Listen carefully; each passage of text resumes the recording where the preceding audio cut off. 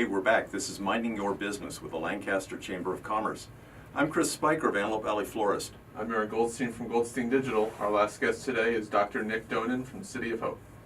Last but not least, Hope so. hope. It's all about hope. That's true, yeah. Dr. Donen, thank you for coming on the show. My pleasure to be here. My pleasure to be here. You got back on my radar because Melissa was at one of the chamber events, letting people know about the City of Hope, and I said, we need to have you on the show. Absolutely, absolutely. So you're one of the docs. I am, yeah. I'm one of the urologists, yeah. So we have a pretty big urology department. We have right now we have 5 urologists working up here in the Antelope Valley. One of them is going to be retiring pretty soon, so I kind of have come on to sort of pick up the slack for him and sort of. You're not going to be retiring for a while, are you? It's going to be a little while, yeah. I've been working for about 2 weeks now at City of Hope, so I'm not quite ready to retire. Yeah. But someday. Yeah. Well, yes, one day. Yes. Yeah. Yeah. And you're putting them on. 5 urologists? Or what does a urologist do? That is a very good question. I'm a young guy, so I don't know. Right. If you're not a urologist, you probably don't know. So, urologists, we are basically the physicians and doctors and surgeons for the urinary tract. So, pretty much any disease of the urinary tract is treated and managed by a urologist. Male or female? Correct. We treat diseases that happen in men and diseases that happen in women. Wow.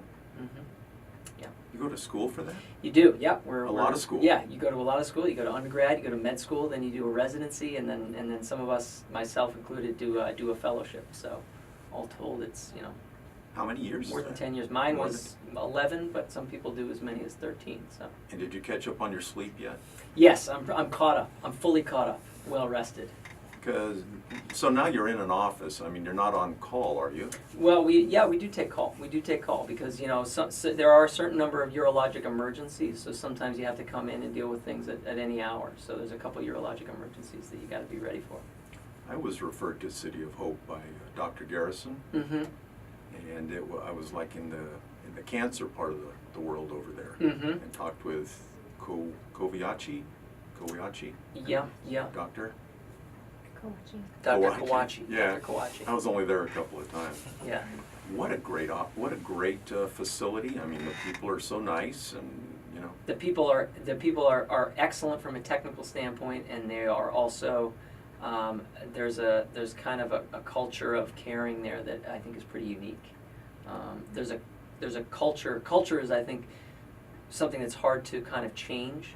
And City of Hope has a wonderful culture, and so that's kind of one of those assets that's rare. It's hard to just show up somewhere and say, "Oh, we're going to create a certain culture here out of thin air." It's very difficult to do, but City of Hope has the sort of a foundation of caring and compassion that is unique. I saw that. Yeah. I think they have patient parking. They do have patient parking. Yeah. Designated parking for people that have to go in there. Shouldn't have to schlep a mile to get into the building. Yeah. Yeah. I like that. Yeah. Culture of care. So 5 urologists. Do we have that many urinary tract problems here in the Antelope Valley? We're pretty busy. Yeah, we're pretty busy.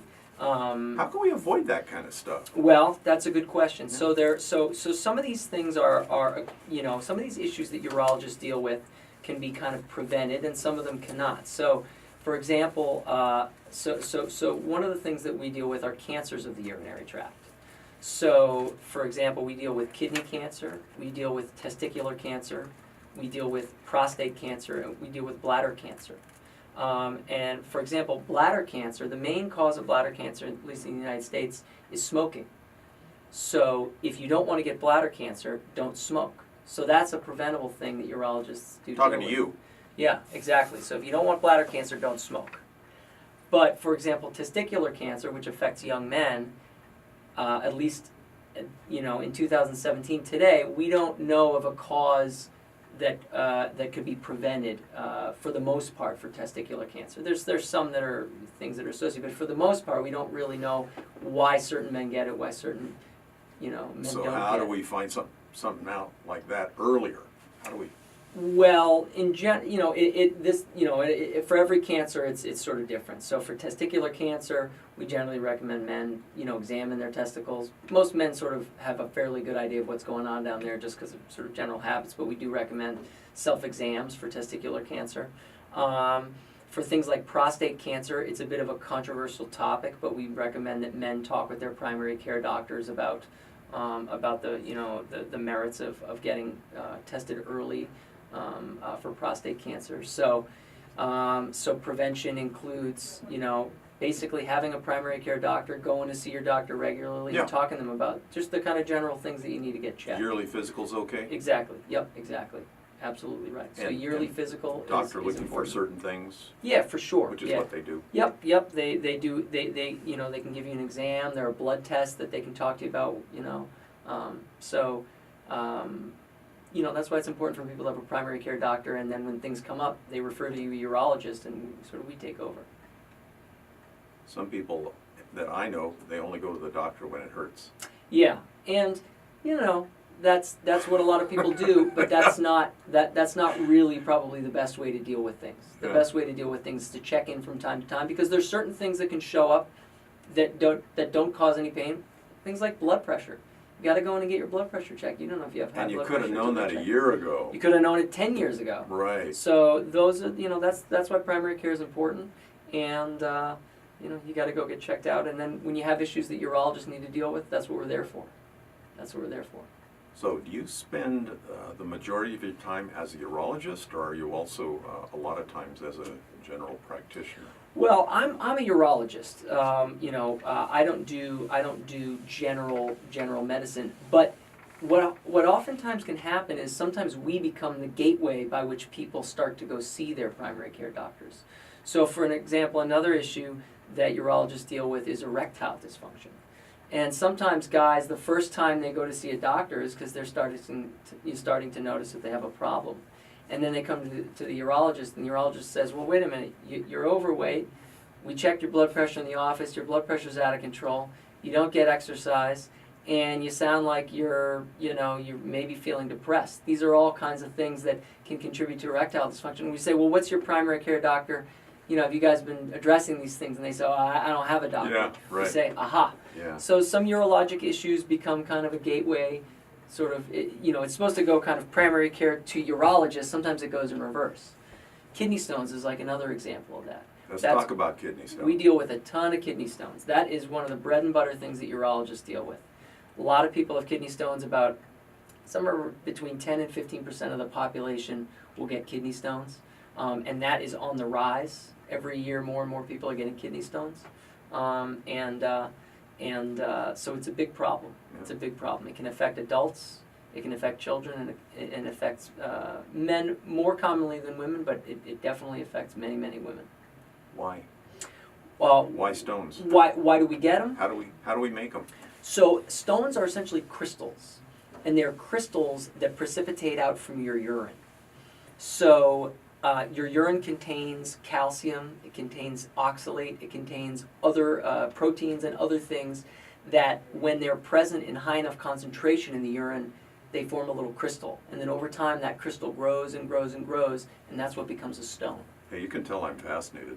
This is wild stuff. It is wild stuff. You're good at it's this. wild stuff. Well, thank you very much. You're Yeah. the right person to have there. All right. Well, good. Glad I could make things interesting.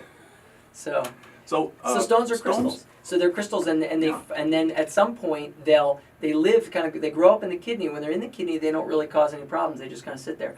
But what happens is the kidney has a tube that comes out of it, and that tube transports the urine from the kidney where it's made down into the bladder. When that stone drops down into that tube called the ureter, that can be very, very painful. And that's when people start to have pain, and that's when they come in to see a urologist. Yeah. Yeah. Did we cover prostate cancer well enough? Prostate cancer, we could do a whole, it's a very controversial topic. The thing I would say to listeners is the first thing you need to do regarding prostate cancer is know your family history, know if there's anybody in your family who's had prostate cancer. And the second thing you got to do is talk to your primary care doctor about screening for prostate cancer. Because that's one of the things that we can detect before you will know you have it. And it's probably a good idea to know if you have it. Yeah. If your primary care doctor doesn't want to talk to you about it, then you come see a urologist and you can talk about it. Wow. Prostate cancer affects a lot of people, but fewer and fewer people are dying from it. In fact, in the last 30 years, the number of people dying from prostate cancer in the United States has dropped by about half. That's pretty cool. It's tremendous. Yeah, tremendous progress has been made in the treatment of prostate cancer. It remains controversial because there's probably people who got treated who maybe didn't need to be treated. So now we're in the process of trying to dial it back a little bit, figure out people who, hey, you've got prostate cancer, but it's a really non-aggressive form, and probably we can leave you alone. We can monitor you for now and try to defer treatment. But that's a conversation you have to have with the urologist, and in order to have it, you got to know if you need to have it, and so that's why you got to talk to your primary care doctor or urologist about screening for it. So those are the things to know. Those are the things to know. Yeah. Talking to professionals, Yeah. and the earlier the better. Yeah. The earlier the better. Get a Yeah. little track record, know what your family's gone through. Exactly. That's No. why I mentioned choosing your parents wisely. That's right. Yeah. Exactly. Because some of Interrogate your parents.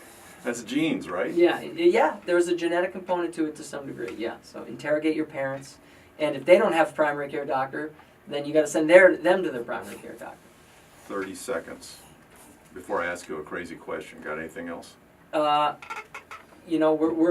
very excited to be up here, practicing with City of Hope in the Antelope Valley. So, come see me, and we can chat. What's your office phone number? What is our office phone number?